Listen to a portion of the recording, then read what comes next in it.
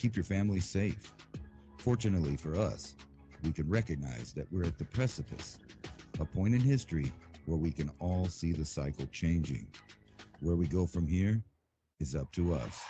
So let's start the conversation, and welcome to the show. And as Jim Morrison would say, let's get it on. It's been an exciting week, as you haven't seen. The world has spun yet another kilter off kilter, if there's such a thing to describe.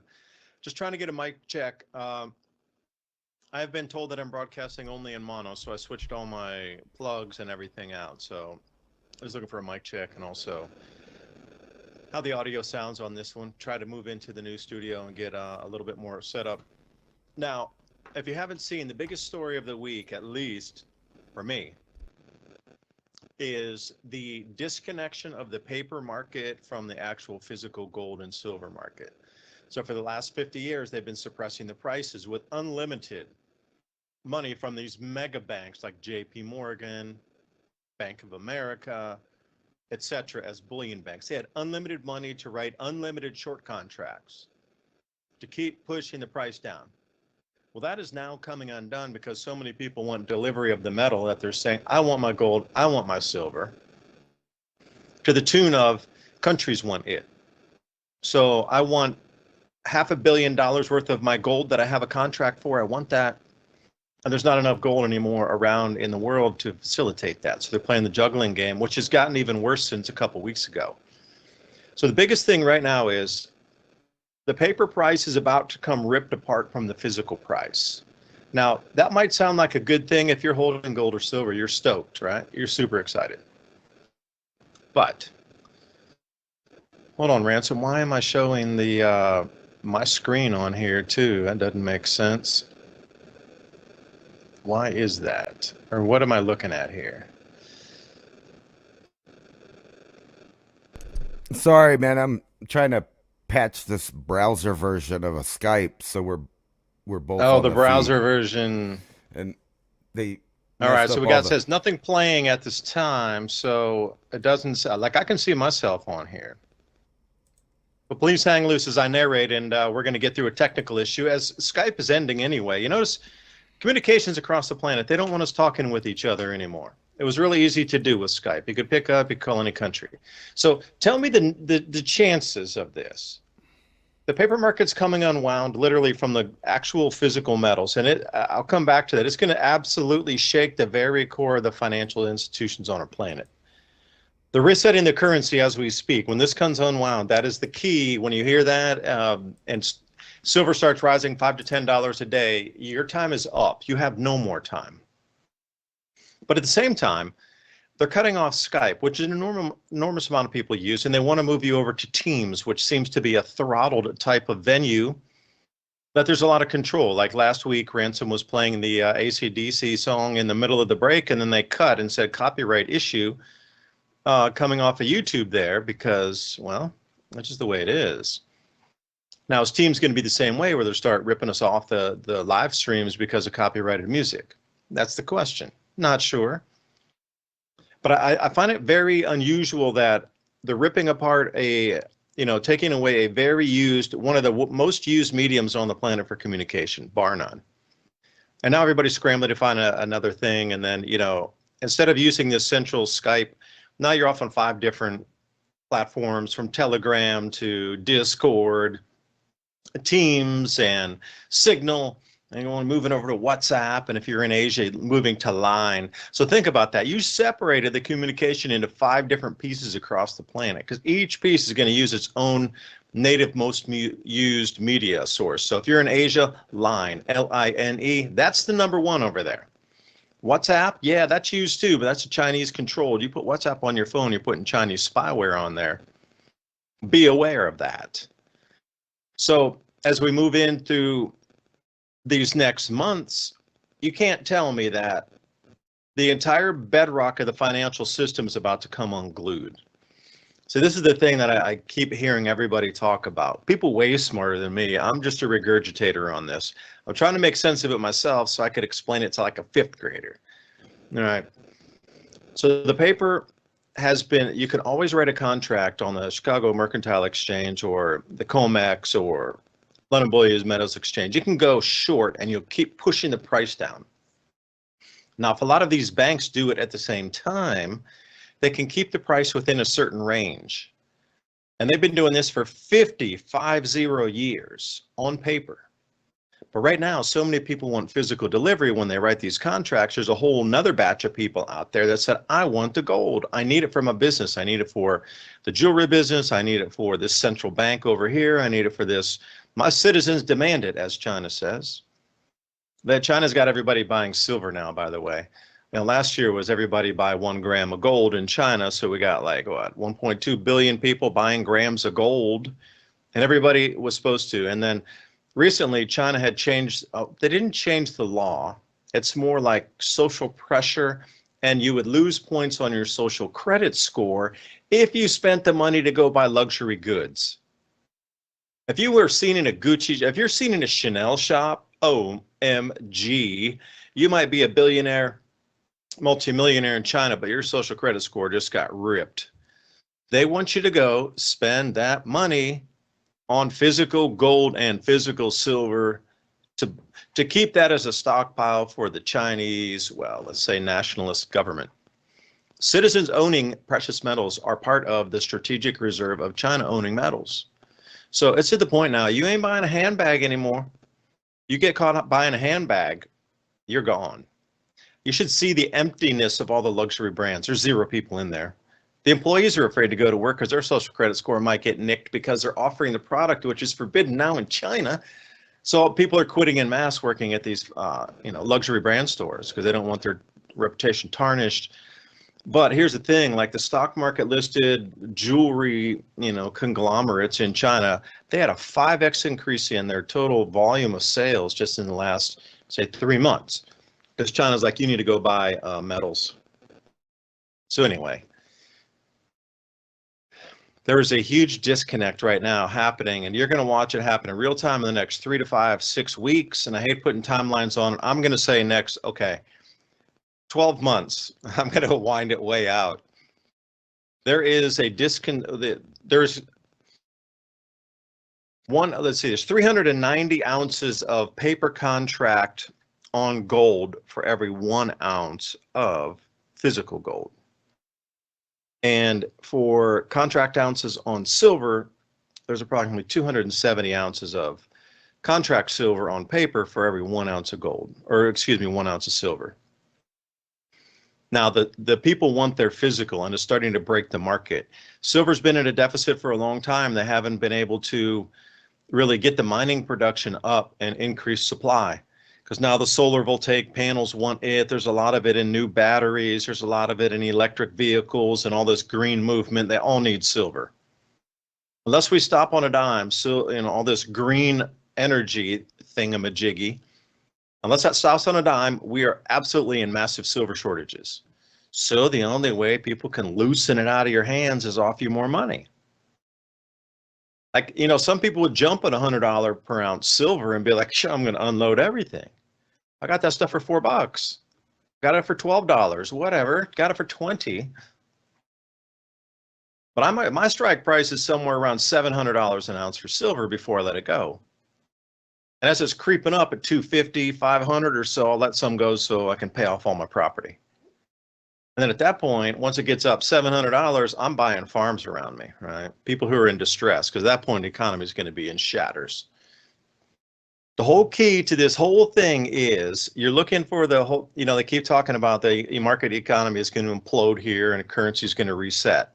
I agree. But what's the catalyst for it? I've been looking for this answer for years, plural. And it finally just dropped in my lap. That's all I can say.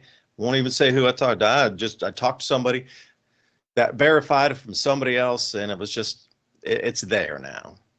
So the thing that's going to spark it off, you're always looking for that fuse that's going to light one thing, right?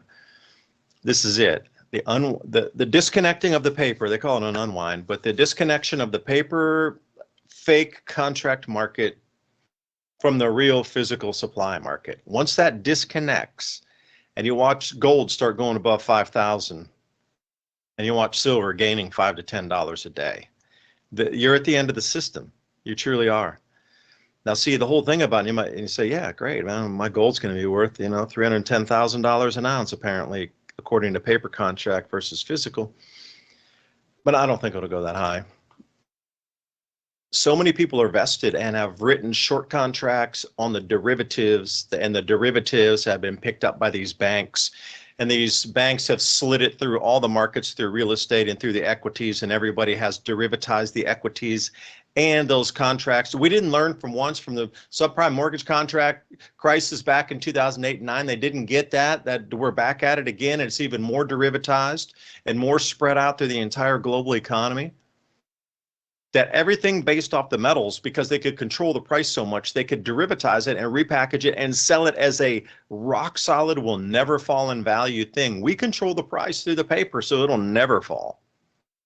Well, you know what? It's falling. It's starting to, once that comes unwound, all the derivative contracts, which is something apparently around $40 quadrillion, and I was shaking my head, that's impossible. How can they give me that much money? 40 quadrillion, and then I looked and I was like, oh, that's really not that much, because apparently in the entire world there's something like $370 quadrillion worth of property and ports and governments and all these minerals in the ground and all these types of things. Just shy of 400 quadrillion, but 1/10 of that is in derivatives that need to come back to the original holder of the contracts. Nobody's got that kind of money. Nobody, no governments, nothing. No, it's been so far spread out there that it's just not coming back. And that was the whole thing, is when it starts to get pulled back. If you thought 2008 and 9 was nasty with the subprime thing, you have seen nothing. The real estate market, it's only one fraction of the total whole of the economy. But the whole gold and silver market, that's the underpinning of the currency of the planet. When that comes undone, you have 390 outstanding contracts times thousands and thousands and millions and tens of millions of splits of that going out into the economy as an investment product through other companies that have then split it 8 to 10 different contracts that sold that off, and it just never ends. It's like a kaleidoscope of financial horror as you twist that thing and look at all the fractals going out. Those fractals need to come back in. And I just don't know how they are going to. And this was the thing, as my distant early warning. And I'll tell you too, I'm allowed to say this. I'm not under any obligation not to say that. But anything else, the thing I can tell you publicly is, when you see silver start to go up $5 to $10 a day, we are at the end of the system. Now, don't be alarmed at this. We're going to go through, well, shall we say, not a collapse where your house is going to collapse on you, but a full evaporation of the monetary system for a minute. And they're going to bring it back up again. But they're going to bring it back up under some new rules.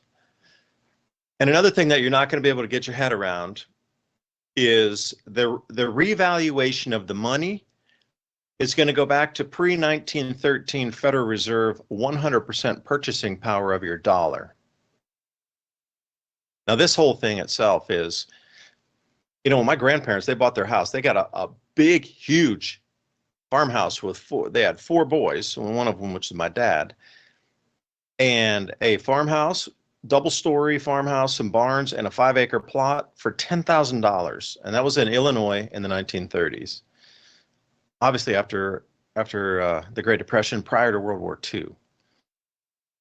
So the amount of money that we used to make back in 1913, when our dollar bought us 100% of purchase power, people only made, back even then, they weren't even making but a few $100s a month, because those few $100s were enough to pay for their basic wages. Now, if we're going to come back and revalue the currency, you're going to have to expect a wage of like $10,000 again.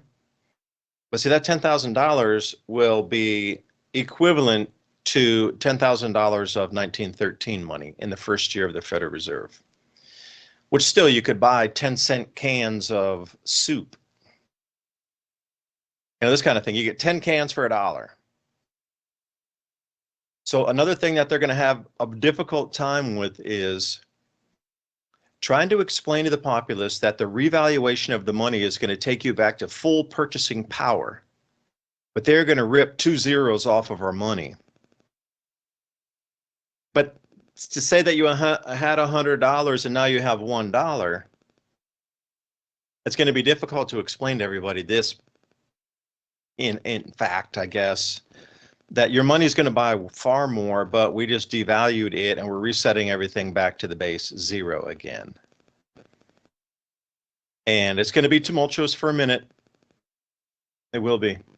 Because people aren't psychologically, they have a certain number in their head of how much money they have.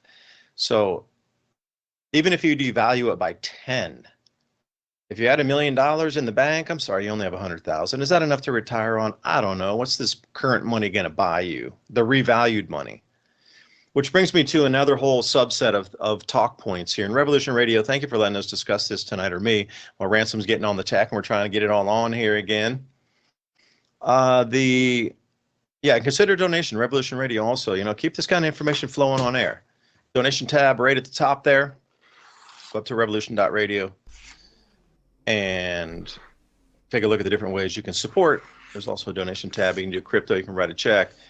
Many ways to keep this venue on air. We need it. We need it. We definitely need it. We need to share information during this time. I think they're going to, hey, Ransom, I hear you there. Hey, what's going on? What's up?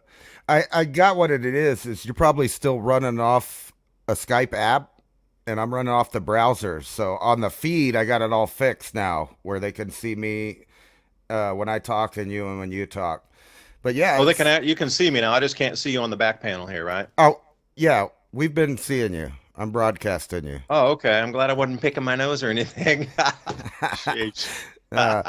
No, I don't. Hey, let me throw one last thing at you here. I didn't know how long you were taking on the text, so I was just trying to explain out of my head. I got a lot of thoughts just up here after like some strange, but anyway, to revalue the entire currency of the planet, gold and silver is definitely not even remotely 1/5 of 1/8 of 1,000th of 1% enough. So when you hear about gold-backed currency and all these things, precious metal-backed currency, it's not enough to do that. So they're going to take here's the whole thing. Like when the gold and the silver markets come ripping apart because of the paper pricing manipulation and then your physical, when that comes ripping apart, and it will, everything else comes ripped apart at the shreds because it was all derivatized from that base point of the monetary metals point. All right, so that all goes poof in the middle of the night. When it comes back, they're going to have to digitize all assets on the planet to get it a value of how much each country has. And I was looking at Russia had $75 trillion in natural resources, 75 trillion, for example. Canada had 33 trillion and America had 35 trillion, if my memory serves. This is from last video. I had a chart up there. So what they're going to try to do is use the existing Bitcoin, gold, and silver that's above the ground, and aluminum and different kind of base metals. And also the things that have been constructed already. They're going to digitize like ports and office buildings and your house and whatever else it is, and they're going to give a value to that. And they're also going to give a value to the natural resources in the ground. So if we're just going natural resource base off of, for example, Russia, they're going to be by far the most wealthy country on the planet. Because they're going to reset everything based on natural resource. And once there's a value there, then they can put the new currency on top of it, and people would believe it because there's something behind it. It's not just thin air hocus pocus. But if you combine Canada and the United States, we pretty much equal Russia. It's a few trillion more. But here's the whole thing. If they just use the base natural resource in the United States at 35 trillion, that takes away our debt of the 36 trillion. And the above ground gold that we have, if it revalues at whatever, at 3,000, 5,000, 10,000, 20,000 an ounce for gold, that puts us well above break even zero into the positive. And then if we start adding the silver value in there too, and the different base metals that are running around still in our country, then we are actually plus positive. We have wiped out the debt and everything is positive. Now, America has the most debt on the planet. So if we're going to go net positive on this revalue using natural resources, tokenized, digitized, on whatever form that takes, then every other country is going to be abundantly wealthy as well. So we are starting a new cycle. Now you can call it the Strauss and Howe, fourth turning, or you can call it once in a 2,000-year, reset with Shemitah, or whatever you like to call it. Debt's being wiped out here. Unfortunately, those that have been very diligent and controlling their finances to pay everything off are going to get shafted, because everybody else is going to get a free bailout. And during this time also, now it's going to be your choice if you want to take it or not. You can take the universal basic income. In the beginning, when they reset the system, you're going to get $1,000 a month, but that $1,000 is going to be equal to the 1913 $1,000, which will cover all of your needs. It's going to cover your car payment. It's going to cover your fuel. It'll cover all your food costs, because we're resetting everything back to the 100% purchase power of a US dollar. Like I said, you get 10 cans of soup for $1. Now to put that in perspective, and your food costs are going to drop to, I had a conversation with somebody earlier today, and, used to get a huge giant cart, and things were overheaping off the cart. And you remember, guys, about 1970s when I used to go shopping with my mom and sister, and that was our job. We go and unload the groceries and everything, right? A huge heaping, gigantic cart, multiple huge bags, you could barely shove them in the car for under $100. Now think about that again, of reset purchasing power. That was in the 70s. We had already had eroded out of our buying and purchasing power a huge amount. By that point, we were down 50%. So imagine if you could get that amount of groceries for $50 or $45. And they're going to give everybody universal basic income, $1,000, as I've been told, at least to the first 12 months to get us through this rollover period. And then once they reset everything, your digital ID comes in play here, because if you don't have your digital ID, you don't access the system any longer. Now, for all of us, we can stay outside the system for a minute. You got some physical metals, you got a farm, you got the food. But then what? After that, that's the whole next thing. I don't know after that. Then what? Ransom? Can't stay out of the system forever. So that's the whole thing. Being prepared is great. And you can say no to the UBI money, and you can stay out of the system for a minute, but you're not going to be able to stay out forever. That's the whole thing. And that's where my story ends, is that's all I know. And get prepared, everybody, because it's here. It's coming fast. And welcome to the show, Civilization Cycle. David Dubine right here with Ransom Godwin. We had that little breakdown in the beginning, and I've been rambling. I had too much coffee, a little bit of modafinil, and here we go. I'm gone now. One screen didn't work. That was weird. Anyway, when you were talking about that, I was looking at headlines tonight about farming, and it dawned on me that all the programs that are out there right now, that scientific programs trying to get farming in new places, things like that, they are all applicable, if I said that right, to Mars, right? Desalinization, GMO crops, extinct animals, growing humans in little bubbles. The whole 9 yards is.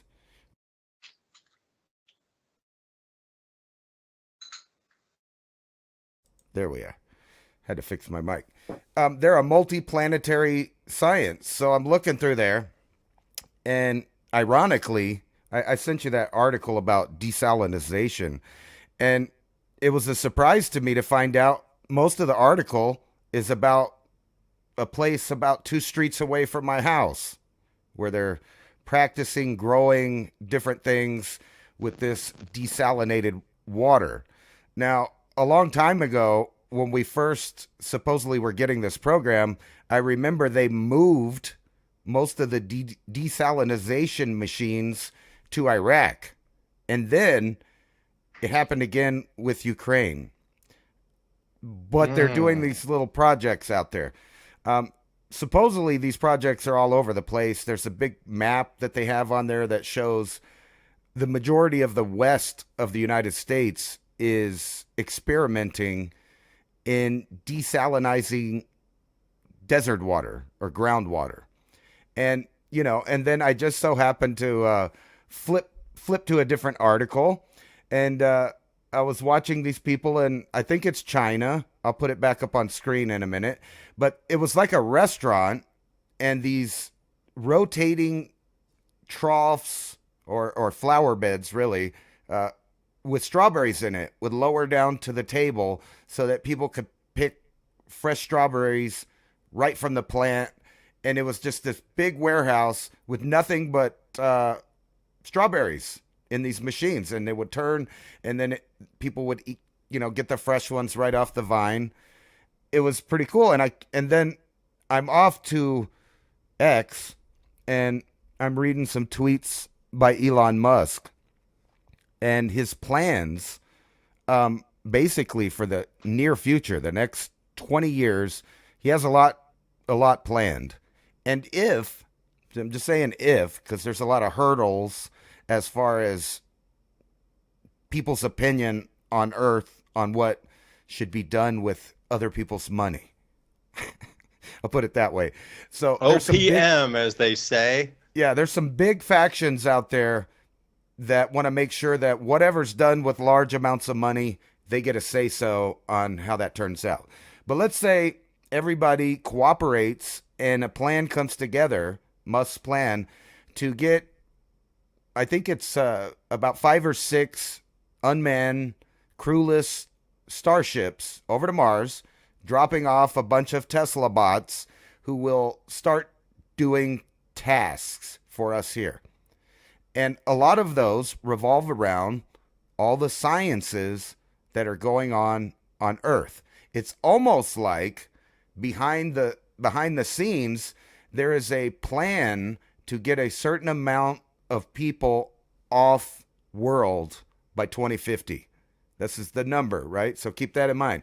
2050 is the number where they assume they'll have enough ships going back and forth to Mars every 2 years when Mars comes close to colonize it within 20 years, using bots, using desalinization, using GMO, and eventually growing humans on Mars. Now that sounds pretty far-fetched if you really think about how grand this scheme is. However, all of those projects have been being practiced nonstop here on Earth. And we're like, why are they doing that over here? What's with the fake climate change thing? All of this stuff fits in together to where they think that they're going to just start a new off-world governing system for Earth.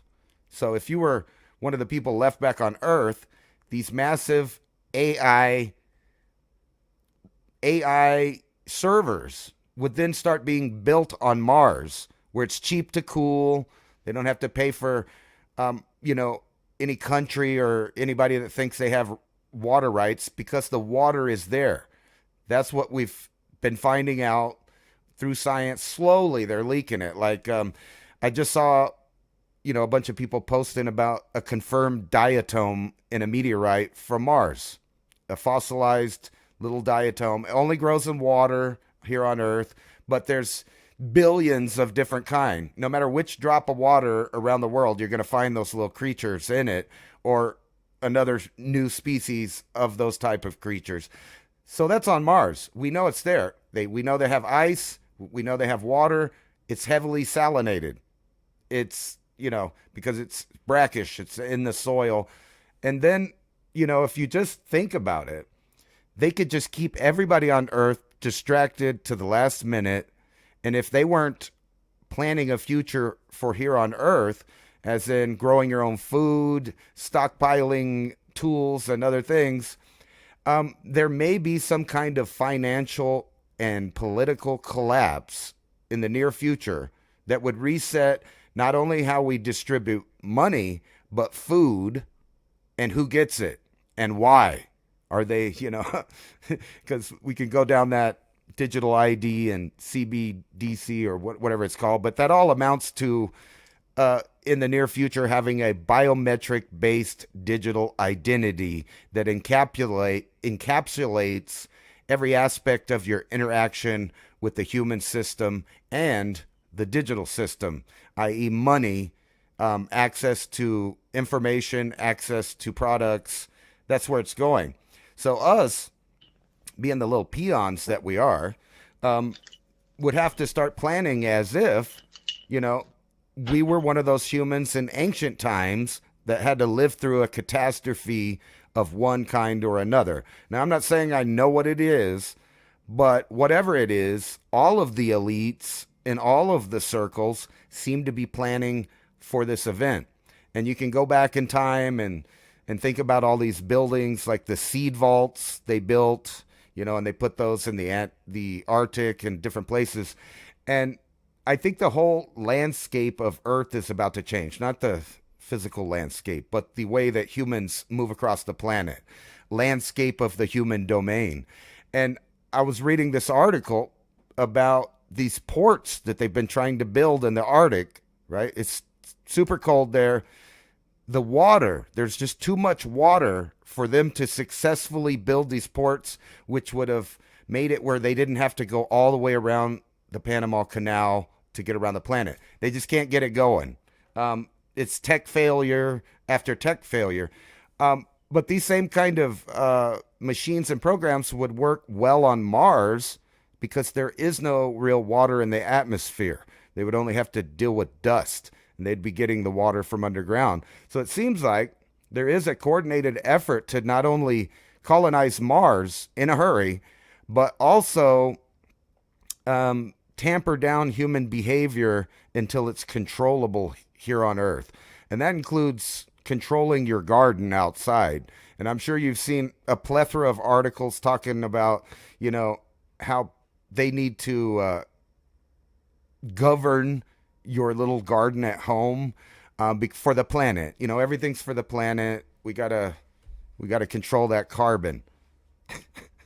Even though it's a joke at this point, that No, carbon they don't. it's No, they just don't. plant food. And we Yeah, need did you see that article? I just forwarded you one. A friend of mine, Ted, sent me that. And it says here, this is from The Guardian, no less, and it's not from the comic section on a Sunday or something, but it is from The Guardian, no less, the Terra Watch. Plants are losing appetite for carbon dioxide amid effects of warming climate. In English, it says plants don't want to bring in as much CO2 for respiration and exhale out that oxygen on a regular daily basis, which they've been doing for billions of years, just because the temperature is pretty much like not even half a degree warmer than it has been in the last 150 years coming out of the little ice age. These articles are just like a joke, and they should be regarded as such. This is the most absurd thing I've heard. Plants have been here for billions of years. CO2 concentrations were so much higher as long as these plants have been on our planet, up to 7,000 parts per billion. And now they're saying because it's 490, 491, that plants suddenly aren't going to do any kind of photosynthesis respiration any longer. That's anti-science headlines right there. That should be taken with a grain of salt, and that should actually be written into, like, you can't put that type of misleading, false, fake science. You know, talk about fake news. That's fake science right there. I cannot believe that. You editors up at The Guardian, I am absolutely shocked that you would allow such editorial sloppiness. For that to be run, how did that even slip past? A basic fifth grader could have learned and seen that one shouldn't have been published. You know, and these need to be called out for what they are. It's garbage is what it is. And it should be. You know, if you talk about fake news in there, I wish I had my own fact-checking agency for climate articles, because this would be right at the top of fake, big red X through it. But when I want to come back to Mars for a second and then wind into Walmart. I know a difficult way to, well, I guess sometimes you go to Walmart, there are some people from Mars in there, but not that. You know, Stargate, like, I really believe Stargate technology is a real thing where they can hop and jump into different planets across the galaxy. This has been talked about time immemorial, and then we put our military bases during the Iraqi invasion and Afghanistan all over these same archaeological sites and just dug for 10, 20 years unabated, no oversight, no protect the monuments type of people in there to oversee what went on. But they talked about direct portals to Stargate. Like, that movie is a documentary on what technology exists from the past. So they're talking about sending rocket ships up. That's the distraction. The real tech allowing you to jump within seconds from one planet or one solar system to another. And you might think that's woo-woo and be like, what is he talking about? This kind of crazy guy. I actually believe the ancients, more than our current, what is considered linear time frame of technology development, from we were riding horses and now we have airplanes. Like, there is definitely a skipped chapter or 2 or 3 or volume of history prior to the Younger Dryas event. These things were intact. And after some of these massive cataclysms in the last 12,000 years, it seems that a lot of this tech stopped working. Now, Ransom, I'm sure you're all over this like a duck on a June bug for the pillars that they found under the Great Pyramids, which, again, all the Egyptologists need to quit right now, because there has been a slew of others out there saying, hey, there's something more going on at these pyramids as a power production plant. And they're like, no, you are insane. You are not an Egyptologist. What do you mean? And now we're finding all these things under the pyramids through LiDAR and whatever sensing technologies they have that make these Egyptologists, you need to quit. You've been wrong the whole time. The people who are saying there's other technologies there that existed prior, they're the ones that are correct. We're getting into this conundrum here of those who are always looking for the answers are finding that these ancient technologies are existing. Now, I don't know how the Egyptologists are going to come back again, but that's for a different thing. But the Stargate technology, I believe, is real, right along with now what they're finding in Egypt with these pillars, these 2 rows of 4 that go down into some housing that acts as a capacitor, down some almost 2,000 feet. Like, there is some incredibly advanced technology on this planet. I believe Stargate was part of that. Because the reason I wanted to talk about sci-fi for a second in China is, in China, if you didn't know, like, this is way back when Avatar was going on, like the original Avatar. I was living and working in China at that time. It blew everything out of the box office, but the Chinese government didn't like it because there was a planet and an area in the solar system where there was no CCP. And for them, that was a verboten one. There can't be a place where there's no CCP presence, and that's the Central Communist Party. So they really looked down on sci-fi because sci-fi movies were all about different cultures and different, interplanetary, where there was no communist Chinese party controlling regions of the planet. So you went to a place with zero CCP control. That's unthinkable for the CCP, that they wouldn't have a foothold somewhere on that planet to control their citizens. You can't talk about that. And then, to kind of dissect into that, again, it's the same person I had another conversation with, just a friendly catch-up conversation, because they were talking about going to Walmart, and I was like, yeah, you've been down there. I mean, they had like 50 parking spots for pickup, and I saw the same thing up in Knoxville. And I'm living in this little tiny town down here, and they got 50 spots for pickup. And she was saying the same thing, like, there's never any more than ever 6 cars in there. Even at rush hour, you never see more than 6. But I want to bring it back to the original thought I was talking about in the beginning of the program here. When they give you the universal basic income, if you can tie these 2 pieces together, pretty easy to tie them together. The reason that Walmart's putting so many pickup spots is when you get the universal basic income, it's going to be all digital money. You will not be able to go into the store and physically spend like you did before. You're going to have to order online in the beginning. Now, they will hash it out, and those that still have physical cash, you will be able to spend it, but you're going to be ushered in the store. They're going to let little batches of people go in, and you'll be able to spend your currency or convert it. Same with the banks. At that time, there'll be some sort of reciprocal thing, and there's only a few companies chosen where you can go in and use your money to convert it to that. Well, once it's spent, you're not going to get change back, let's say. You can go in and spend it, and that's it. You're no more physical comes back out of it. Because the digital reset on the tokenization of all assets on the planet, this new dollar, whatever it's going to be called, a portion of it's going to be controlled by corporations issuing stable coins. That's the new treasury issuance. So the UBI, you're going to be tightly controlled, what you can buy, because you flicked me on the idea here of when you said, talking about foods and being controlled. Like the amount of food that you can buy and the types of foods that you're going to be able to buy once they give you this universal basic income on the currency switch is going to be controlled. You're not going to be able to just buy everything. There's going to be shortages of a huge amount of items until we get this straightened out. Now, believe me, it's not going to be a forever thing here. It's temporarily out of stock. Yeah, right. Well, they're going to be permanently out of stock until they restock, which is going to be upwards of 12 to 18 months. Okay, we can live through that. But you're going to be tightly controlled on what you can buy. Some people call it rationing. And then that's the reason for the 50 pickup spots in a super small town here for Walmart. And then you're going to see the same thing at Sam's Clubs. You're going to see the same thing at Costco's. Look for all these new parking spots to go in. Now, some of them are going to be shared. Like we're up in Knoxville, there's this place where there's like a huge Walmart and a Sam's Club next to each other.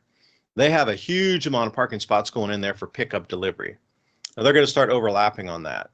But I encourage everybody out there, please look around your small town and see, go to Walmart, start there first, and see how many, if it makes sense, why you have 50 pickup spots when they're, and the height of it, and I might add another for context for everybody, in the height of COVID, there were only 19 spots, and suddenly COVID's finished, and now there's 50 spots for pickup. So I had a conversation with the guy. I said, well, are you guys planning on anything here? And he's like, no, just a lot of people are shopping online. I'm like, you are full of it, man. I myself only ever see 2 or 3 cars, but my neighbors said, oh, I see 6 when we're going for whatever rush hour there. So now you start to see all these disconnected little bits that start to make more sense. Like, why are all the, and I encourage everybody, like, take notes of what you're seeing. Like, there's a massive amount of pickup spots. Why? Why is that happening? And if you're going to try to sell your physical metals, then I'm sure there's going to be controls on that too. You're going to have maybe barter. Barter would be good to get rid of some of those metals, like take a full cow for, I just bought, got a cow. We got a full beef coming in. It was 650 pounds, 225 live weight. We got hanging weight around 600 pounds, and it was $1 for the cut fee and $50 for the slaughter fee. So could I trade some ounces of silver if there were $200 for that? Of course I would. I'd drop like 5 ounces of silver in for my 6 ounces from a cow. 7 ounces, I'll take the full beef, and then I'll give the guy 3 for cutting. So a full 10 ounces in, I got a cow. All right. These are the things you're going to need to think about. I'm just so baffled here now of all this information that's coming, and something's getting weird and wacky. My sixth sense goes off sometimes, but this one is just like, seventh sense is kicking in, I guess, right now. Not sixth. We're raising it up a level here. So anyway, I'll leave it there. Just looking at my note sheet for you, Ransom. I'm done. Thanks. Please speak. I'll write more notes. Yeah, so for Walmart, and you remember we talked about this a long time ago, and I was mentioning that they had the organic, better products that would never even reach the floor because people would order them online. And the reason they didn't put them out on the floor is because your average food stamp SNAP shopper is not going to buy that. They're trying to last the month, but then they also fall into the trap of being able to buy junk food with that money. So they'll waste it on that too. So they only put out what they put out on the floor. However, people are ordering every month online. And the reason the parking lot's not full is because it only takes a couple minutes to pick it up and leave. You're not parking, you're not getting your kids out, you're not going inside, you're not forgetting what you came for and going down all the aisles. You're not doing none of that. You're just coming, you're opening your hatch up. Some guy wheels out a forklift and puts all your junk in there, throws it, breaks it, smushes it, whatever. Breaks it. Hey, that's my eggs, man. Don't put the iron bars I ordered on top of my eggs. Right. But since we had that conversation, now a third of the Walmart parking lot is now dedicated to that. So I don't know how many slots they have there. But if you could think about 50 slots alternating about 4 to 5 people every hour all day, you're not going to see anybody piled up in the parking lot. They just pull in, they wait 5 minutes, they get loaded, they're gone. Somebody else pulls in later, whatever. But that's the whole state of where it's all going. And And we have been talking about this for a But long Ransom, time. answer me the question though. Then why would they build 50 spots, knowing that time allocation for each car to come in and then disembark after it's been loaded? Why wouldn't they shrink that to 10 spots out of the 19 originally? Why would they put in double the amount from before during COVID? That makes no sense to me unless they know something's coming. Well, I think the whole part of COVID was to shut down, and it was one of the first steps of transforming the way we do business in the United States. They ended the 24-hour business model. Yeah, that's They gone. they reduced the hours of all of their employees, so no one can reach 40. So then, no benefits, no overtime, no double time, none of that. People of a begotten era got to take advantage of to build their wealth. There's no longer any of that. They would rather hire 3 times as many less qualified employees at less hours and alternate them through there because they know they're going to replace these workers with robots. That's why. That's why they haven't really had a problem with the minimum wage changes, none of that stuff. These are all been coordinated steps to change the entire platform of how humans interact with business, getting food and other things. And it's going to be obvious in the near future that really growing your own food or having a pipeline of your own products is the only way that we're going to do survival. And that's kind of why I wanted to title tonight's, it's not as hard to invest in your future as you think. It's kind of obvious where everything's going. And matter of fact, you remember when we were on the Tim Pool show and we were talking about AI and its ability to calculate weather wasn't up to par yet. Well, now that is now old news. And now they're claiming they have revolutionized weather prediction with their new AI model. And that's exactly what we were talking about. Everything from weather down to, your own personal decisions is now going to be influenced by an artificial network of AIs making decisions for people. People are dumb now. And I'm talking about myself included. When I was about probably 30, I had all my information locked in the bowl. It was locked in there. I could recite it when I needed to. I rarely lost an argument. And most of the time, people didn't even know what I was talking about. It was just too much. Now, all of the things I've talked about are common knowledge, have come out, breakthroughs about stuff. It's all common knowledge. But even I find myself having to revisit history and go back to the internet because we're all using it for a hard drive now. And this is where they're putting us. The removal of education has taken its course. So a lot of people saw today the removal of the Department of Education. But what's going to replace it will most undoubtedly be a set of protocols written by an AI on how to teach children from the ground up. This is the programming. Massive programming is what we're moving into. And it's dripped, but now we're there. The problem is people don't see it because it's not something you can deal with in real life. Like you can't go outside and yell at the AI. It's nowhere, but it's everywhere. Even the people that read the meters, they don't even get out of their truck anymore. They have a little scanner. They beam that. It goes into the system. They don't even know what they're not. The meter readers don't even read the meters. So no one knows anything now. All the tools and applications are doing the whole thought process from start to finish. So like you have a conversation. What's the most famous people say now? Let me Google it, right? It was a joke at first, but now the majority of the population relies on their phone. And it's funny to see an emergency happen because the phone zombies will always stare at their phone thinking the answer is going to come out of it in real time for real situations. Like, I wouldn't doubt it if an alligator came out of a pond in Florida and 15 people that are there, instead of backing up and moving or figuring out what they should do to deal with it, they're going to Google it. They're going to call enforcement. They're going to do anything other than think about it themselves and deal with it. That phase of humanity is is moving past, and it's going to create multiple species just because of behavioral patterns.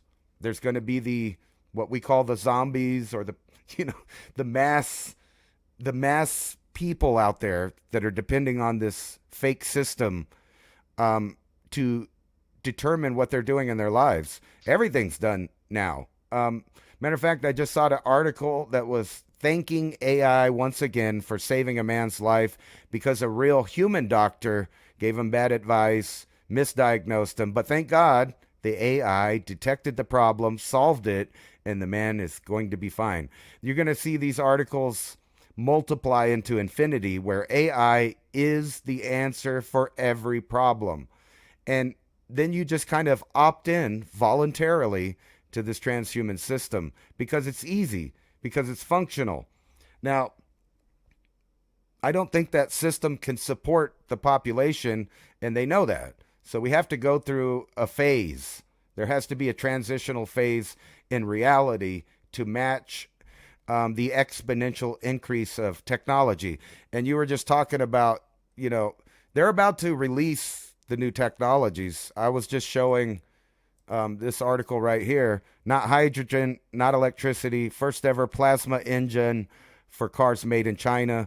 And basically what it does is it sucks air into a vacuum tube where there's a steel ball, and then they ignite that ball until it's a plasma ball, and it runs the car with no gasoline, no fossil fuels, no charging. Running on air, running on what? Stanley Meyer's water car is taking Right. a second seat to burning air, huh? But now the mega players, the Elon Musk, the Chinese government, you were speaking to them, they're all about to start playing with this stuff, and it's going to roll out in an economic war and a kinetic war, and that'll be like just an agreed upon thing from both sides. We have populations, we need to reduce them so that we could fill the gap with robotics. That's the thing with China, though, they're going to have a difficult time selling that because with a one-child policy for so long there's just one son generally. So if that son dies as the heir to the family, there's no more name or no more family to carry on the family name, right? So to sell that to China, it's got to be something dire for them to send their sons that are of older age and even younger now. I mean, they only started the multiple child policy, like under 5 years ago. So anybody who's rated 18 was born during that one child policy, the 18 to 22, 23-year-olds, to send them in the military and just like send them as cannon fodder. Right. Families won't be able to carry on their lineage at that point. So that's going to create a huge, huge cultural rift there. That's something sociologically they need to deal with. I don't know how it's going to be dealt with. But bad America, bad Japan, bad whatever can only go so far. Like you just wiped out most of our sons. What's next? Lab grown Chinese, but then where does that go? Oh, and by the way, Civilization Psycho, buy me a coffee. Thank you so much. Someone bought us 3 double espressos. Thank you, BB. One-Eyed Jack bought a double espresso. Thank you so much. No comment with that. H. Johnson, 8225. Yo, gents. Hope all is well. Missed you guys last week. Tumultuous times ahead. Yeah, we had a little bit of technical difficulty last week, at least myself, after this massive thunderstorms. I'm not even going to call them, the electrical storms, came through. I had to reset everything. My Skype went down. I had to reinstall everything. My computer blew. I had to, reset everything with Linux, start off a USB boost, off a USB boot. And someone last week also, thank you, BB, for buying us. Yeah, and H. Johnson again, another great show.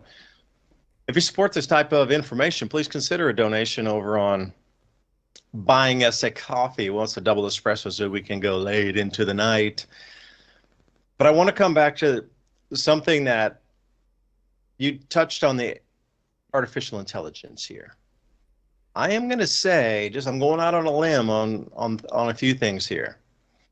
I like to get and scroll through Telegram, and I find all these robotics videos. And a lot of, Boston Dynamics is the most well-known one. There are things that are leaps and bounds, no pun intended, ahead of Boston Dynamics. So these things are doing backflips, parkour, running, reassembling itself, tons.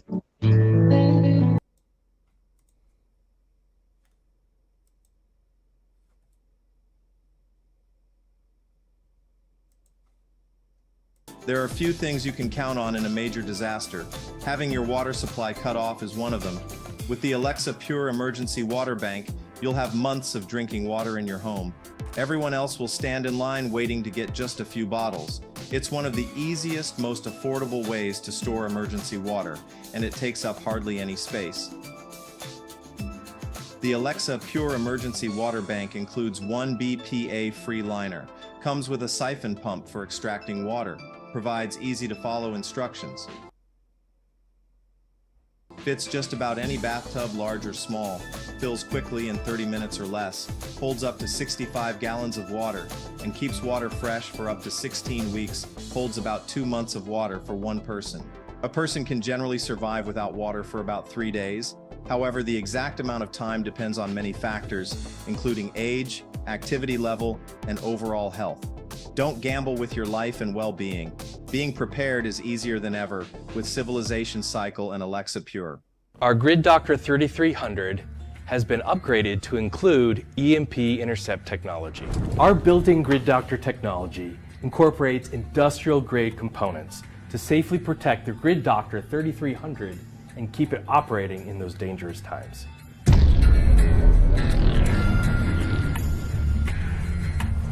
EMP Intercept technology has been designed to exceed U.S. military requirements for a high-altitude nuclear detonation that results in an electrical magnetic pulse. This protection also covers lightning strikes, grid surges, coronal mass ejections, solar flares, and phases E1, E2, and E3 of an electromagnetic pulse.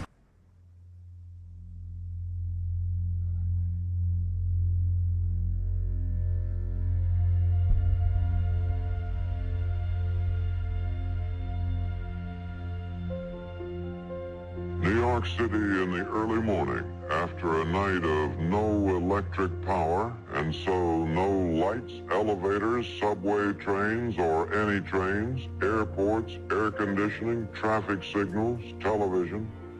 What it did have in the dark streets was a wild outburst of crime. Arson, looting, mugging, and 1,000 false fire alarms.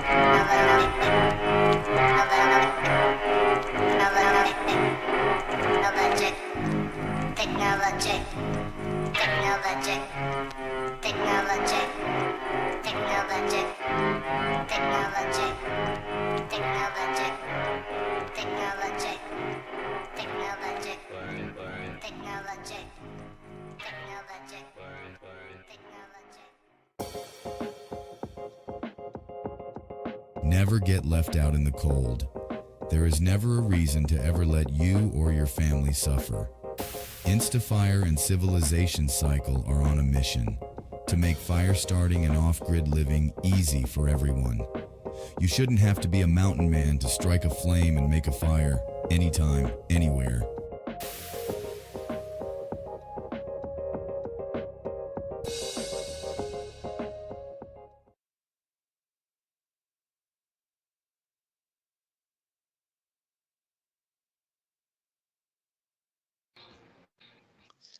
Hey, and welcome back here, Mini Ice Age Conversations, formerly bringing you right into the Civilization Cycle. We have a couple people who have joined us. Thank you for coming back. They used to listen to Civilization Cycle, rebranded as now Civilization Cycle. Or should I say that wrong? They used to listen to Mini Ice Age Conversation, but come on back because I put the link up earlier. So thank you for joining us again.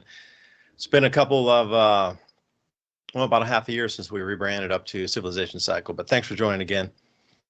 Also, I got a possum notice. Yeah, we got a possum out. covered under something out of the chicken coop, which I'm going to have to dispose of later, and maybe I'll do a catch, cook, and clean on the possum.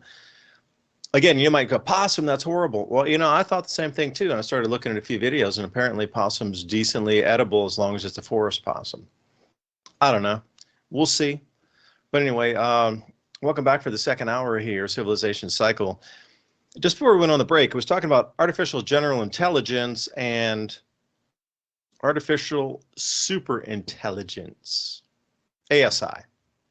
Now, what I was saying is, I really like these videos, and I've been trying to compile like 25, 30 of them, because I'm just going to do a whole YouTube video on just robots, on how advanced they are. Because what they're telling you in terms of the capability of these things is incredibly understated, because ChatGPT, as we know it in the current form, just popped out a couple years ago.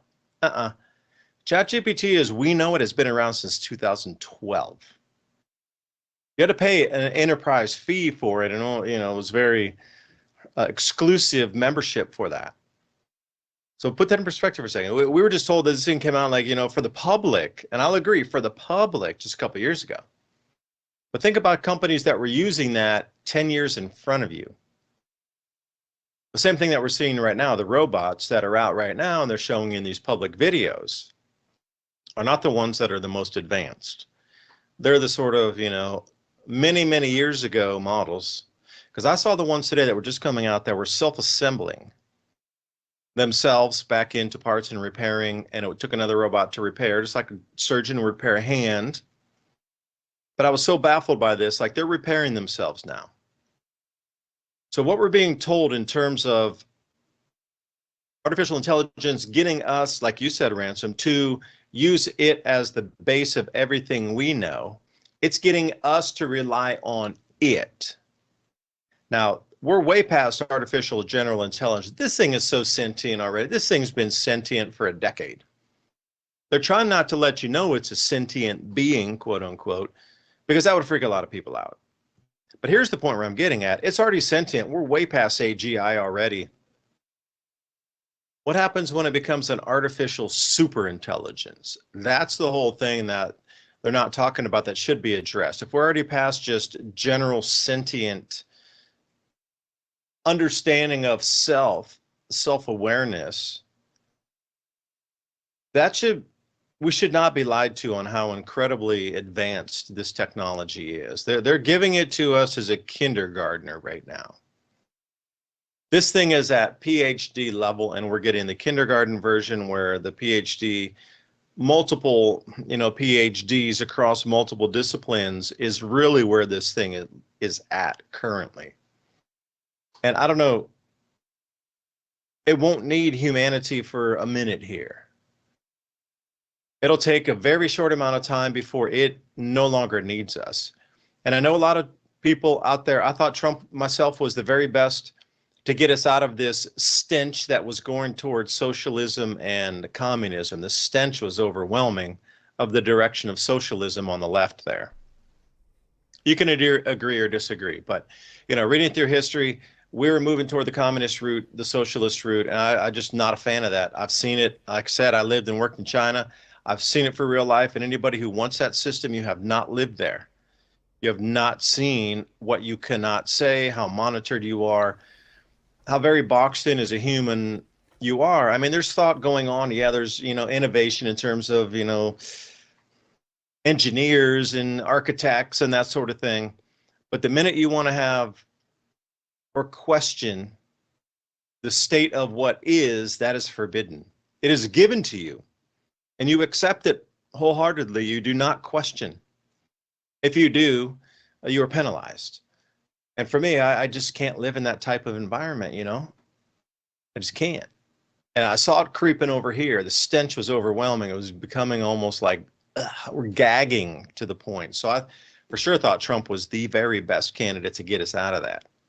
You know, again, I'm not a political person. I'm just looking at fact of we are going toward communism. I don't like that. I'm going to choose the other, get us out of communism. It's basically, that's my politics. All right. But the way I'm looking at Trump now, and, you know, don't be offended, anybody out there, but he's here to oversee the bankruptcy of the United States. That's why he's here. Now look at what's happened in the shock and awe campaign of with all these, with the Doge and everything. So I don't know if anybody's familiar with bankruptcy proceedings and when they take a company under receivership and what they do with it. The first thing you do is lay off the unneeded staff. That is the very first thing before you even change the paper in the copier. You lay off the staff. That's not needed. That's an overburden on the company. That's the very fastest first way to cut expenditures down off a company that is bankrupt and like I say, holdings, either another company is going to buy it, they're going to split it into a dozen pieces and then sell off each subsidiary piece for a higher price than the total company that you bought it for. That's a common one. But think about all the people that have been laid off. So for me, it's just following a bankruptcy proceeding right now is lockstep, just like classical fashion. I encourage anybody, since we want to use AI, go into Grok and ask them in a business unwinding, in a business bankruptcy, I should say corporate bankruptcy, what are the first things that happen? The first and fastest ways to save money, and then walk me through a game plan step by step on how a bankrupt corporation would be liquidated and the most value extracted from that bankrupt company. And you will see play for play what we're seeing in the news everywhere right now. It's astonishingly exactly, I'm not going to say 100%, but I would say near 95% accuracy of what the steps are. Next comes selling of the machinery. So you have to think about in America, what's the machinery that we would sell? And I'll leave it there. Ransom, thanks for joining us. Second hour here, Civilization Cycle.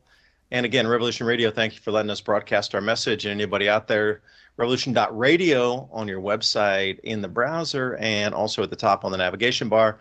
Many ways to donate and keep this free channel of communication on air as long as it can stay up. So second hour, Ransom, take us away. Right. Well, let's start off exactly, kind of what you were talking about is cutting the staff. That's literally what I was talking about when I'm talking about depopulation. The GDP of a nation, the people in it, that is the staff. The corporation is the state. So what have we been watching over the past 10 years? Well, I was taking a look at that. Well, in banking, government, and in tech, they've been cutting people loose. Massive numbers of layoffs. They're replacing it. And if you can't tell why our government is cutting so many redundant jobs, all of those jobs can be done by an AI program. All of them. Every single one of those ones where some person sat in a government job at a desk, or maybe they stayed home and just got paid, whatever the case, they can be replaced. And it's funny, there's been a little fight back and forth over the last couple decades over this exact idea. So at one point, the government and corporations in general realized that their employees were not working all of the time. So first off, they need to get better efficiency. And the way that they did that is by putting little programs into the software of the companies and government softwares to find out how long people are moving their mouse around. What are they doing? Are they at their desk? How long are they away from their desk? So they figured that out. People caught on to that. Then they found programs that would move the mouse around autonomously. Then the government and the corporations found out about that. Then they started putting software into the mouse itself to see if it moves around. And then people came out with products with mice, I guess I should say, that would move themselves. But now we move the autonomous arms too, that they would have something attached to their desk that would move the mouse. Literally, it was something that you would put the mouse onto and it moved back and forth. That's insane too, the way they figured that out. Right. They absolutely did that. But here in the last 10 years, you've been seeing banks get rid of lots of employees. They don't need them. AI can do whatever they're doing, all of it. Not only that, as you know, over the past 20 years, the idea of customer service has just about completely replaced with automated systems and now AI asking you what to do and what you want to pay and how you're going to pay it. And most of the time, they don't even understand what you're saying. But now they're getting good at that. We can copy voices. We can copy personalities. And then, so all through there, they're getting ready to cut more people people out of the workplace that don't actually produce anything. And this is the key. They don't produce anything, therefore they get cut. Only things that can produce can stay. So that's the robot end. And David, have you ever heard of synthetic DNA and what it is and what it can do? Never. I mean, maybe you've touched on it before, but it didn't stick. I'm sure I should use Grok and AI to figure out what it is, shouldn't I? You could. So basically See?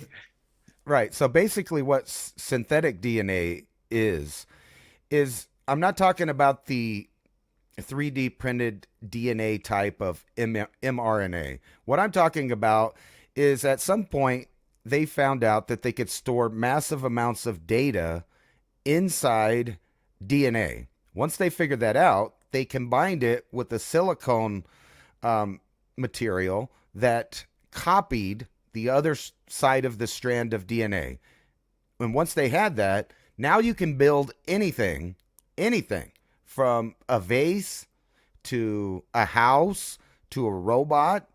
It doesn't matter what you build. And keep in mind, this is the same for organic creations. You could break it down to its smallest part. In other words, you can obliterate it. You can destroy it. So say it was a vase. You can shoot it with a buckshot into 1 billion pieces. And, classically, you'd never be able to put that back together. There's just too many shards, too much dust. But now you can just get one piece of that dust, and it has the synthetic DNA properties of the object. And what that does is allows you to completely create an exact duplicate from that little dust particle. So if it was a robot that was nanotech in nature and it got completely obliterated, one little piece of it could start rebuilding, and eventually you would have the large machine that you had before. Whatever it is, it doesn't matter. If it's a house, like an android, whatever it is, the synthetic DNA is down to the molecular level with all of the information stored to rebuild it. So in this way, civilization probably will never disappear totally again, because they're going to start building products out of this. And even at its basic component or smallest part, it will have all the information on how to not only build the situation to make it able to build whatever it is, but it'll have all the specs, designs, creators. It kind of fits into what they were going into when they started storing data in quartz. But now we're well beyond that. DNA is, 1 million times better than that. So now we're creating DNA, not only synthetically, but organically, in a way that we can never lose information again. And if this information is tied up with AI, we have lost control. We have lost control of creation, of management, and our future. And I know that these tech oligarchs and all that stuff, they're way ahead of it than what I know, obviously, because it's trickled down to my point. So if you just think what you could do with things like that, you could send a rocket, say, to Mars that had this synthetic DNA encoded into every piece. It could blow up on entry, fall into 1 million pieces. Each one of those little pieces would have nanotech with all of the information to build everything back to spec. Everything.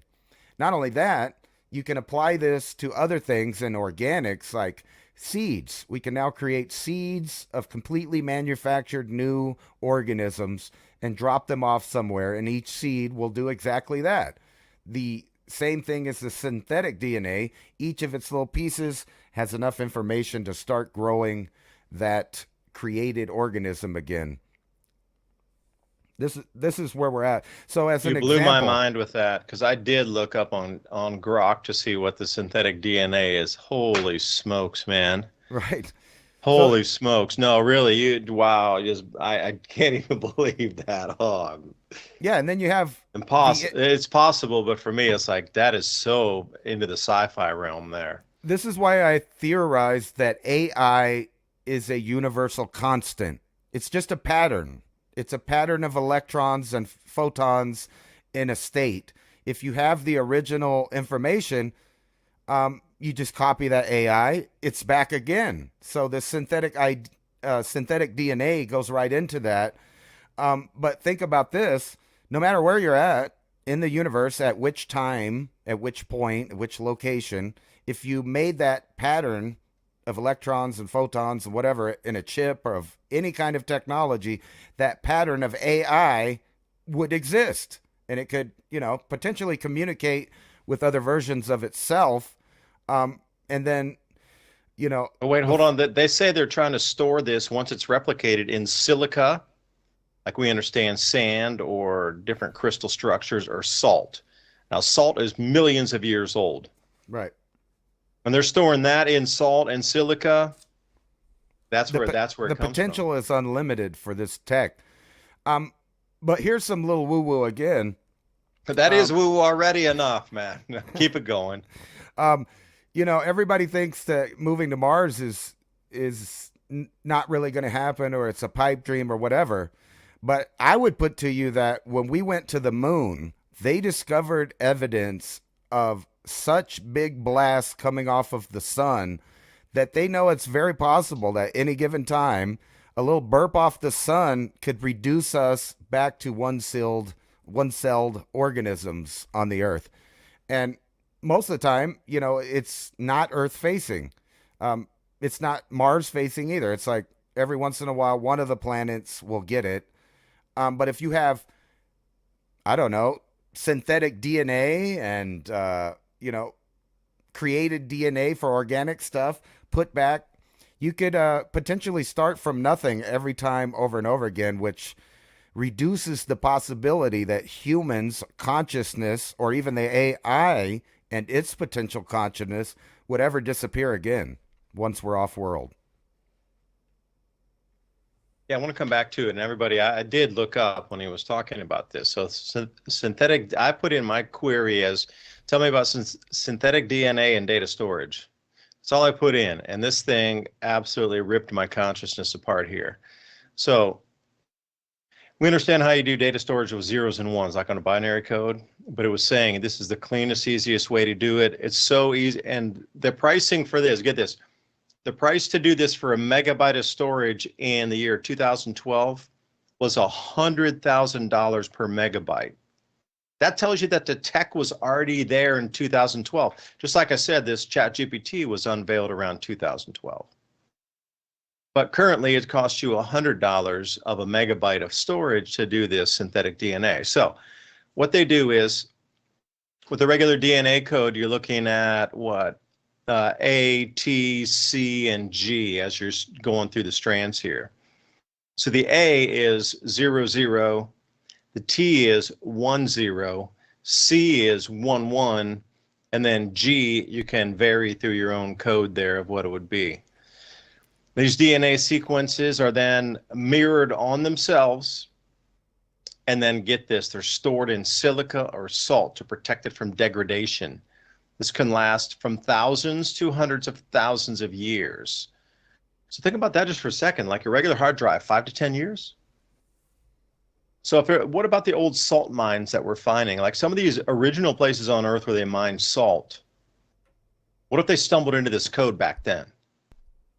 And somehow we're not told the true nature of the tech advancements that we had even 5,000, 6,000, 8,000 years ago.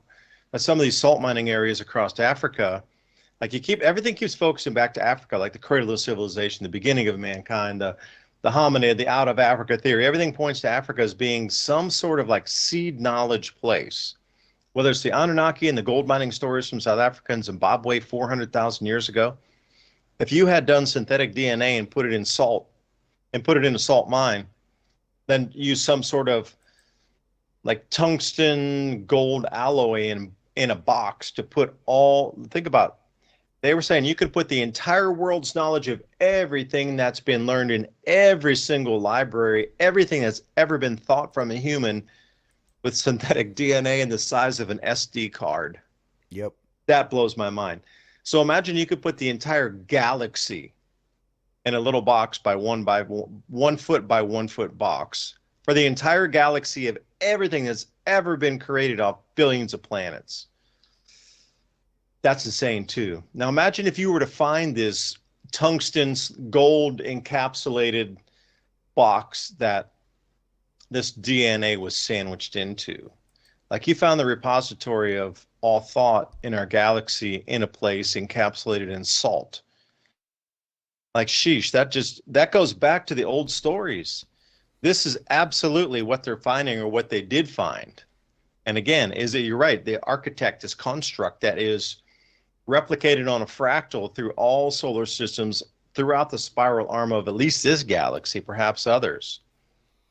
It's impregnated and placed itself to be found as a time capsule again and again and again. It never stops, nor does a fractal pattern. So what happens after this iteration of our human civilization encapsulated in an SD card? Along with others through like they talk about the old historical libraries going back pre-Greek, pre-Roman times, far back into the past, the Alexandria Library. Are we just another SD card that's put in a slot? Oh, this human civilization died out and was overtaken by AI. Okay, we know how that one ended. Let's just see how it ended in the chapter, and we'll encapsulate it in an SD card and slide it in the slot. Okay, next people in another 100,000 years will find it again. It absolutely blew my mind with this thing. Oh, sheesh. Well, I don't know. I'm going to have nightmares tonight, I think, looking at trip this. on this. They were doing all of this research into burn etching into crystals. I saw another thing where they were programming crystals to grow a certain way. So if you put all crystals three too, of these, that's right. The crystals are another storehouse of storage of Right. whatever. But now That- you can use the DNA code, the synthetic DNA idea in everything. But not only that, you can use the DNA code because in a sense, it's the same as quantum computing. It's not 0-1. It's 0-1 at the same time. It's on, off, and both at the same time. But now you got a way you could put the DNA information into anything, radio, light. You could put it in the crystal, how it grows itself. And the amount of information starts multiplying exponentially that you could store in a smaller and smaller space down to the quantum level. And then it's basically like you could find an atom that's a zip drive that unfolds all of this information. And then you have the DNA code that unfolds into bigger and bigger information. So literally, like I said, from one piece of the technology now, just like a grain of sand or something, you could have enough information to rebuild an entire civilization, all of the tools you'll need to get there, all of the ways to create power, how to grow food. It's almost like that already happened. And now everybody's going nuts to tie you and circle you back to the Great Pyramid of Giza. If you've ever watched the Code by Karl Monks, and he talks about the mathematical information that's just put in the location, the shape, and the dimensions. Now imagine what's under the pyramid and what mathematical information is there. See, we already know math was the universal kind of language at the beginning. Once people learned how to count, and then we discovered sacred geometry.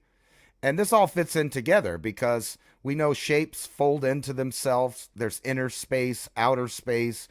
You could start infinitely adding ways to store not only information, but you got to remember E equals MC squared. Information is energy. So literally on a grain of sand, you can have enough information to have enough energy to start a whole civilization. And that might have already happened. And, when you realize this, there's a bunch of scientists out there right now that are scouring our DNA to see if there's a signature or some kind of note left by who created the DNA in the first place. And to really blow your mind, now that we know about this, our form of organic life could be the original synthetic version. In other words, some other life invented this. that we call life here.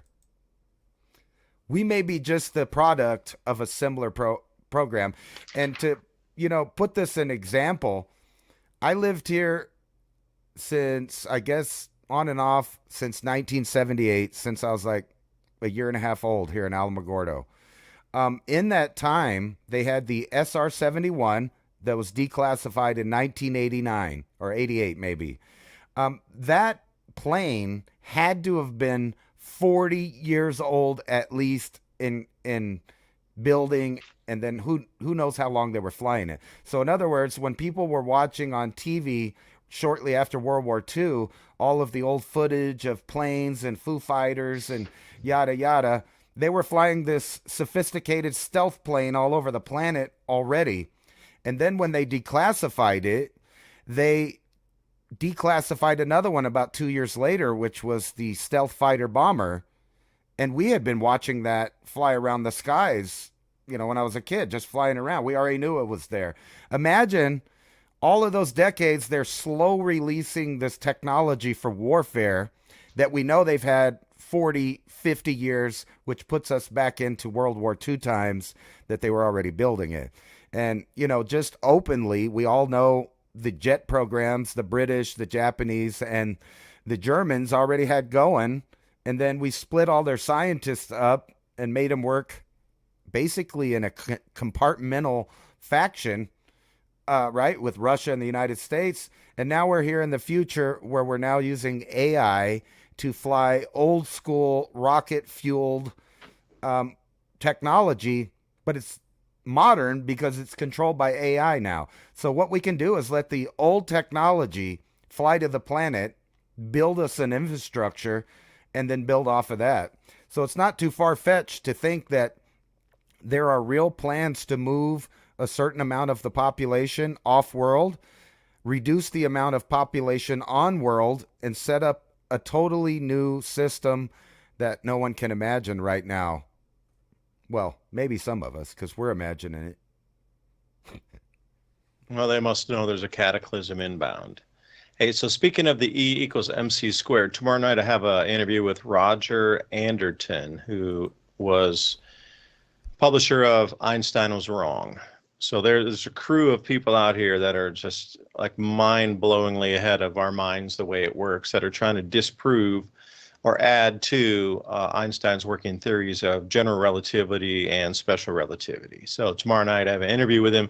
So I'm going to ask him about the information is energy kind of aspect that you pushed onto that. I don't know if you know who he is, but I'm super happy that I get a chance to talk to them. I want to talk about magnetism, electrogravitics, and these different things of time speed of, we have a speed of light that's supposed to be the constant and the measurable apex of a certain known quantity of physics. But now they're saying that something can exceed that speed of light. So everything you've ever learned is kind of only bound by certain constraints until we learn more about how it operates. So everything with the synthetic DNA and the information, think about the quartz crystals holding information, but embedding synthetic DNA inside a quartz crystal in silica. Then you're like double layering on top of, if the quartz crystal gets shattered, then the synthetic DNA still is holding code. Like, how deep can it go? That's millions, if not a billion years ahead of us in technology to really get this to like we could plug in, plug out on a USB port with synthetic DNA. I mean, to seed it across the entire galaxy. Then we're starting to get into sci-fi stuff, and then we look at everything that science fiction that you've ever watched is more of a documentary than it is truly could be in the future. It is what is. It's a documentary of different civilizations and how that information has been passed around. I think we're on the low end of the totem pole over here in terms of galactic civilization, type 1, type 2, type 3. I don't know. We don't even use our planet as a propulsion system to move us through the galaxy like others do. I mean, we're sitting back here on, caveman style. Yeah, don't get me started, man. Only language, numbers, and I agree. Hey, but I did want to talk, you said something about the glass spherules up on the moon. Like Douglas Vogt, I knew him. And he was a researcher that was very much studying this micronova event. And Ben Davidson does too, up at Suspicious Observer. Shout out, Ben. What up, dude?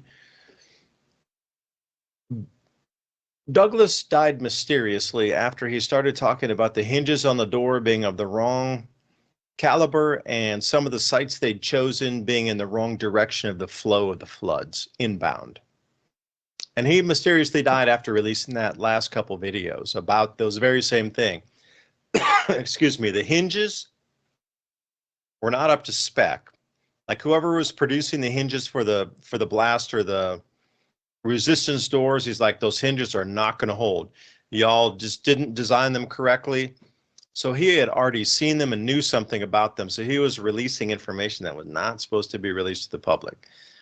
But his whole thing in that moon mission up there was supposedly, now whether that we were able to breach the Van Allen radiation belt and send humans up there, or our history is wrong. And like you were saying, SR-71 and many of these flying wings and things, we didn't see for 50 years after that. So what if our robotics and remote technology was also 50 years ahead of where we sit now? Could they not have sent a remote vehicle up there to take samples and return it? Because at that point, where we had sat in the 1960s would bring us up to what we had in like 2010. We had that technology then where we could take some robotics up there and retrieve samples. They were looking for specific glass spherules that were ejected during that plasma / coronal ejection micronova where the entire sheath of the sun was fluffed off at one time. We see that on the planet too. We get the black matte layer is an indication of extreme burn on one side of the planet, the oceans evaporating, as well as everything on the planet burned on the side that it hit first. So there's a lot of remnants and fingerprints on our own terrestrial levels here, what they were looking for. And iridium, that's more from the cometary impacts, but the black matte layer as well as the glass spherules, but to indicate that the glass spherules were also found in certain quantities on the surface of the moon, would show that these same characters understand this cycle's back again. And whether it's this year with the onset of the grand solar minimum on a 400-year cycle intertwining with the 80-year Strauss and Howe declining, cycle and the reset of our currencies, or what is it? Somebody knows something's drastically about to change in our civilization, literally on our planet, on our world. Is this the first step into the cycle onset right now with the electromagnetic changes on the sun? Is this the first what we're seeing with these crop losses? And that's why governments are posturing right now to put in sort of, without telling the public, you're going to go into a rationing program. Now they're going to blame it on a currency reset, but perhaps they need to ration food because, well, we're not going to be able to grow as much food. So which one's more palatable to sell the populace? We're not going to be able to grow as much food because the magnetic field on the sun's changing. Therefore, our jet streams are going out of their normal flows. And by the way, the cloud cells are going 2 to 3 degrees, 180 miles more northerly or southerly than they normally do. So that onward circulation is really like tweaking everything up to the Arctic Circle or down to Antarctica. And by the way, the plant and harvest dates, those just aren't going to work anymore. And by the way, add on to that, the hydrological cycle, like where it rains all the time, it's not going to rain in the same places. If it does, it's going to flood. It's not just going to steady rain. And by the way, other places are going to dry out. So, our crops are kind of toast for a minute here. Or these bad bankers, they collapse the gold market with their paper derivatives contract. We need to go reset the currency and y'all are on rationing for a bit.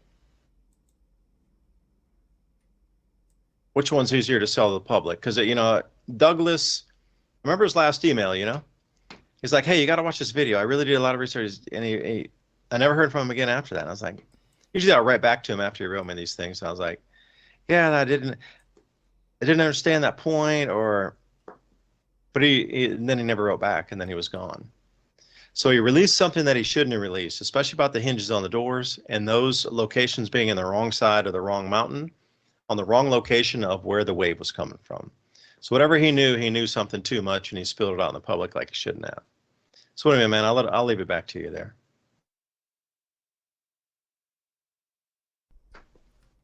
It wasn't just the little spherals. Supposedly they actually found evidence of, like, I guess, electron burns or protons moving so fast that they scarred the crystals. Where when you look at it with the in a Oh, those would be gamma rays too, yeah? right, you look at it in a microscope and you see all these scarring things that, you know, in other words, it burped a big blast. And on the moon, they don't have all this rain and earthquakes and tectonics and, wind blowing to get rid of that evidence. So, no telling what they found up there. But don't you find it weird that we've never cared, seemingly, about the moon other than possibly a way station? And even that doesn't seem to be very, important to them, or the consideration doesn't seem to be high to do that. It's all about Mars. And Mars is all the way out where? It's right next to the asteroid belt, where what are we doing? We're wanting to mine all of these rocks that are floating around in space. And you're not going to be able to do that unless you have a launching pad of Mars.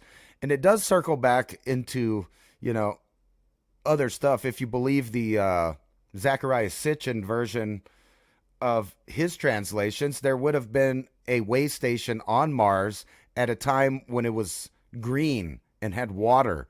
And then, there's a reference to another time when they stopped there again and it's totally uninhabitable, nothing but sandstorms, So That was post micronova that was focused at Mars after their last visit with the TM, yeah, right, and there's no before it collided. Whatever happened there, it destroyed the magnetic field, and that's why there's only chunks of it in different places around Mars. But when you really look at all this stuff that we're doing, it does fit into not only terraforming the Earth to a some kind of ideal, but also moving off to Mars to be kind of a remote governing location. And the way that everything's being set up now, it would be all digital, all on the Internet of Things. And right now, even, I sent you I don't know if you got that, but it was a paper in Italy that's the first newspaper. I wanted to bring that up. Yeah, the completely first written. And we predicted that. We've been talking about how the websites were already using AI writers. Right. And the movies are being written by AI.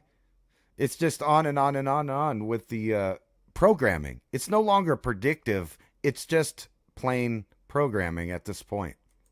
Yeah, so tell me, will you know the difference? Like, I'm sure we can find an English translation of the Italian articles that were given. So, I mean, what is that AI trying to tell us to get us to follow it? And that's the whole thing about it is manipulating us to get us dependent on it. So what kind of stories are in this edition that's trying to get us more?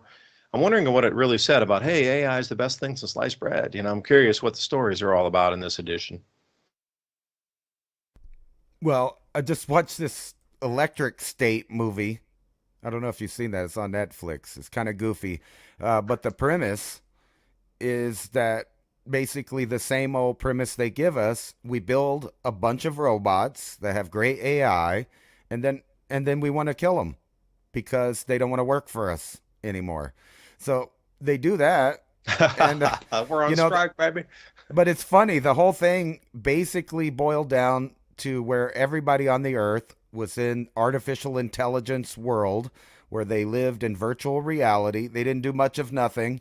And they had programs to split their mind so they could be in different places. But eventually, AI comes to the rescue and we make buddies with the robot to have a new civilization that recognizes the robots as people too. So let me throw you down this path. If a corporation has rights to be a person, what if you give the corporation over to the AI and the AI now has ownership of that corporation? Does it not now have rights of a personhood? It would have the rights of a corporation being, an incorporated entity. And what kind of, by the letter of the law, then what does that give it in terms of overseership over resources, human resources, this type of thing? Like corporations have far more rights than individuals do. If you look at the maritime law, the way that was structured, I mean, why is your name when you're born, you get a birth certificate? Well, because the ship is coming into berth. Right. You birth your ship in the port, and then it needs to be registered. Your So when you start to look manifest. at all the maritime law and all the lexicon within that thing, there's a million billion studies done on this thing, and people way better versed in it than me. Right. But you know where we're going with that. Once it gets into the maritime law thing, that thing has some incredible rights compared to the individual. You as the individual have been sold off as a product, and there's a few places where you can look up your birth certificate, and once you put it in there, then you can see how many contracts have been written on your birth in terms of the labor you're going to generally accrue through your entire lifetime. Derivatized again as a sale, you're a product that's been sold off. That's how a lot of economies can run and function and issue currency by the birth certificates, because there's a value with you. You're a commodity. You're going to produce at least $1 million in your life on an average wage. If you're just working a regular job somewhere, you're going to produce at least $1 million of value for the country. So you got hundreds of millions times a million, that's at least billions or hundreds of billions, trillions. And then if you're over that, then once you reach a certain level of going over like the expected earnings of that, then you come into a different category, and then more people want to derivatize that, and it's just like on and on and on and on and on. So sorry, I was going somewhere with that, and I lost my thought. I was still thinking about Douglas there for a minute. I was just thinking how perfect it would unroll if something happened on Earth and the people like Bill Gates and, all of these people with these programs would just say, look, we've said it before. We even talked about it on the Tim Pool show. They just take credit. Say, look what we did for you. We cooled the Earth. We stopped it from burning up. And, we couldn't have did it if you didn't keep paying. But, everybody asks, where does all this money go in the black budget projects? Where does all this money go that, how every country in the world owes debt? Who do they owe it to? They owe the world's in debt. Who do they owe that debt to, right? So the whole thing's set up literally. If you weren't, I don't know, a conspiracy theorist like me, you might think, oh, well, that's just random programs. But people like me, seems like you guys have been saving money to move off world while you're telling us that you're saving us here. And then when it gets extremely cold and hard to live here, and there's really not much space for people because they're squeezed back into the equatorial zones to actually have agriculture. All those areas also that might benefit from desalinization and GMO, environmentally sensitive plants like Bill Gates would grow in Africa. A lot of people don't know he did a whole project there for decades where they would try out different crops to see how soon it would shrivel up and end. In other words, they were trying to find the best plants that they created that they could make sure that if someone did a contract with them and they sold it to them, it would last through bad weather and stuff. But everybody else would get those that would shrivel up and needed lots of water, lots of soil. And, that's another thing. I know this is kind of scatterbrained, but you're talking about Walmart. Last year was, I guess, the last year that they filled a portion of the parking lot up with soil and gardening tools and all that. Now they have a smaller section behind a chain link fence so people can't steal soil. Imagine how bad they think it's going to be, where they're worried about people stealing dirt. Or bags of premixed concrete. They don't put those out there. I need to take a look at that. Yeah, because that's right. On that one Walmart, they must have had at least 2 lanes full of like outdoor stuff, like rocks and different kind of bricks and just things outside. Nobody's going to steal that. But they have a massive catalog of all that stuff that you can't find there in the parking lot, and all you have to do is order it online and go pick it up on the other side of the store. Just like we were talking about. And this leads into really, if there is any kind of food problems, even for Americans, That's where it's going to be, guarded Walmarts. You think that they're enacting these laws? They let everybody go, run wild, burn everything down, burn the Walmart down, burn the McDonald's down. Now we're burning down the Teslas. Everybody's burning the Teslas and keying their cars and all that. Don't they realize that because they act that way, if any real emergency happens with food, money, anything, the banks, the food stores are going to be guarded, and they're going to use all of that behavior for an excuse to do that. And we've talked about this before. So you'd have to order online through your digital ID, and then you would go pick it up. Not in a parking lot where they're nice and they come give it, in a drive-through military style checkpoint where they check your credentials, check your biometrics, make sure the right person that paid for the food, and you get the food. And that's the future of it. They can only guarantee your safety so far out of that checkpoint, though. And They Craig, don't care. he was telling me about that when they would set up zones in Somalia for the people to come in and get the supplies. That was a safe zone. As soon as you left that area and you got a mile out of town, that's when the bandits would hit you. That's when you need the bulletproof Tesla.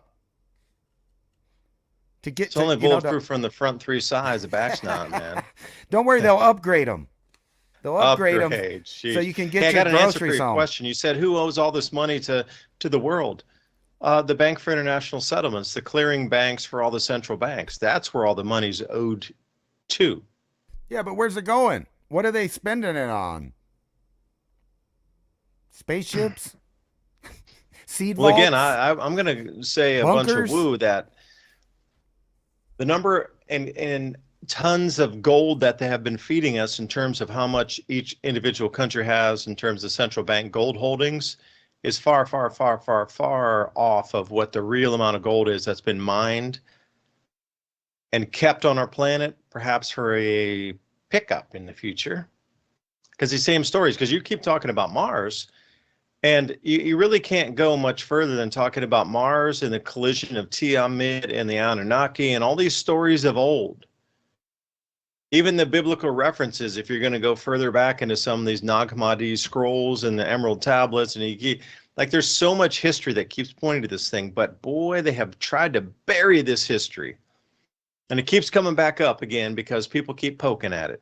And people want the truth. And innately, they understand there's something deeper than just what we've been told and just believe it at whatever face value. It's not. There's something way further back in our past.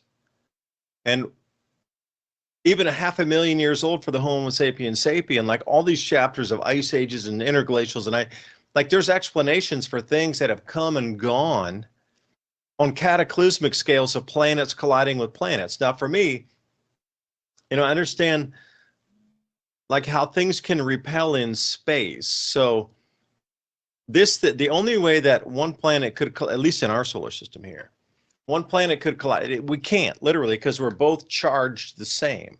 So if Mars were to come to Earth, it would repel itself. It wouldn't even have a glancing blow. The magnetic would be just like when you have two magnets on a desk when you were in kindergarten and you pushed one and the other one moved forward. And there's that magnetic separation between the two. But if there was a opposite polarity body that came from deep space that was oppositely charged, at that point they could smash together, which gives credence to deep space objects on a very, very long 3,600-year orbit.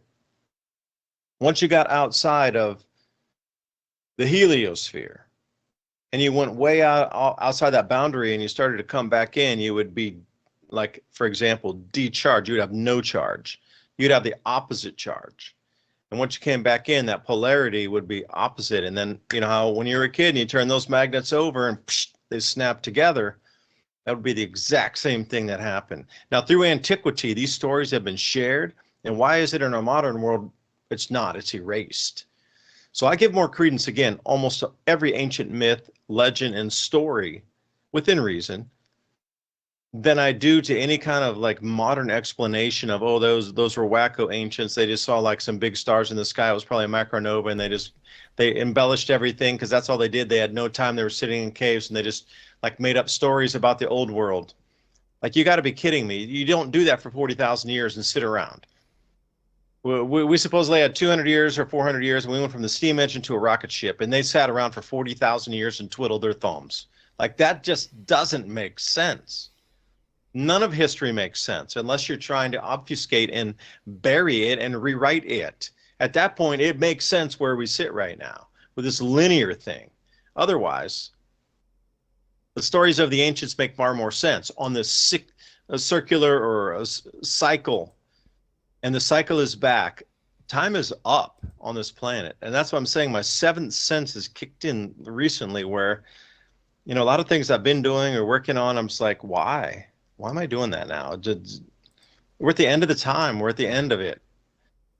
The end of one cycle, the end of one world, and the new one's beginning, right? It's like, how do you hop through and kind of navigate from this transition period here, whatever is the short one that we're going to go through the currency reset, into this longer one, a middle of, 2050-ish, 47, something like this.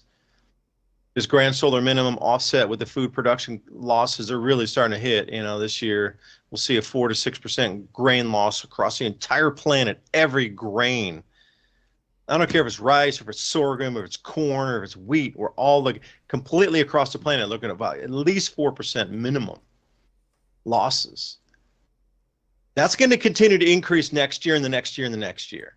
Like, the maximum amount of food we ever could produce on the planet, we've rolled over that.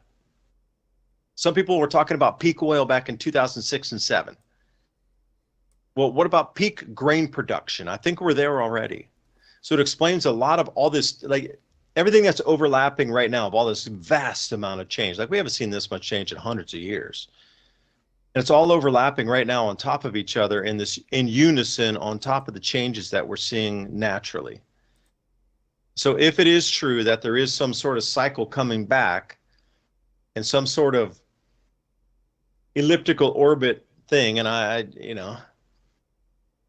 why is all the gold being consolidated in 3 or 4 locations on the entire planet? That's a pickup spot for me. Just as much as you mentioned Walmart, where you consolidate everything and load it in the trunk and you're out of there in 5 minutes. I see nothing different. Humans are no longer necessary. We're coming to the next chapter of it. And this, saving of the DNA and encoding all human knowledge, that is, people maybe have the wrong idea of the Library of Alexandria. Perhaps the Library of Alexandria fits in a shoebox and it's a crystal with the times prior of your synthetic DNA in that crystal. We're so used to being brainwashed that a library is physical books laying on a shelf. Perhaps that was the code that they had duped us with many thousands of years ago.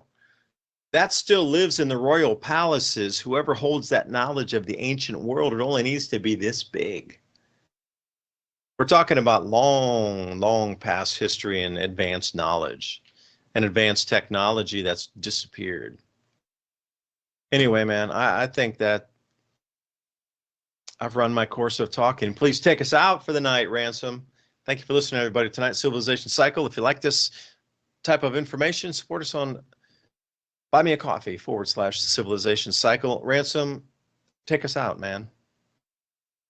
I just thought I would bring up this article here. Consider planting an extra row for the hungry in your garden this spring. And, maybe not for the hungry because you might be that hungry, but it's still a good idea. Planting extra. It might not all work out. And then here's this, just to top it off. U.S. happiness sinks as more Americans eat alone. So grow a garden and eat with friends. Preferably friends that help you grow your garden. No, and then I don't know what I did with it, but in closing, did you see the article that was talking about how even with our new government, they're going to keep track of every little ATM withdrawal, $200 or more? That's micromanagement. That's only on the southern border, as far as I was told, in those 36 counties somewhere in the south.